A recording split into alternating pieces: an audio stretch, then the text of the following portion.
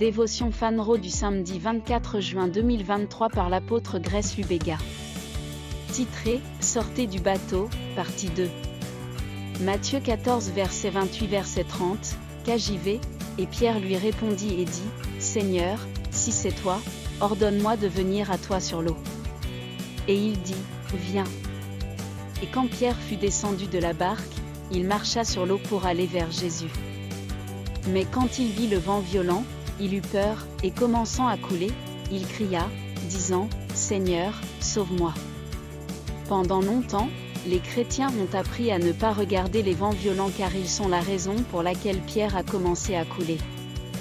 Mais ce que beaucoup ignorent, c'est le fait que Peter a réellement marché sur l'eau. Notre écriture thématique révèle que Pierre a marché sur l'eau pour aller à Jésus. En fait, dans Matthieu 14 verset 32, la Bible dit, et quand ils furent montés dans la barque, le vent cessa. Jésus n'a pas ramené Pierre à la barque. Ils revinrent ensemble. L'erreur dans certaines de nos doctrines sur la foi est que nous disons aux hommes dans des bateaux de ne pas craindre les vents violents. Bien sûr, ils n'ont aucune raison d'avoir peur, ils sont dans le bateau. Les disciples laissés par Pierre ne se plaignaient pas des vents, ils étaient très à l'aise là où ils se trouvaient.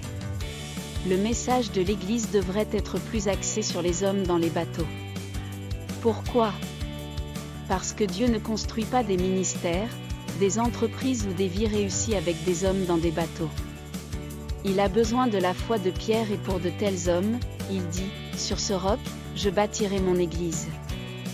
Matthieu 16 verset 18, Alléluia. Étude complémentaire, Matthieu 16 verset 18, Hébreux 10 verset 38.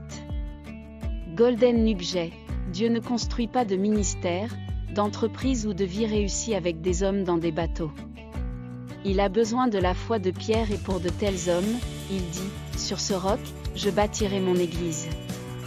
Prière, Père bien-aimé, je te remercie pour cette connaissance. Merci de m'avoir poussé à sortir de ma zone de confort.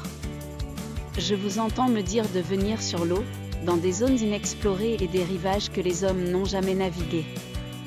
Je réponds à ta voix et sors avec foi, au nom de Jésus, Amen.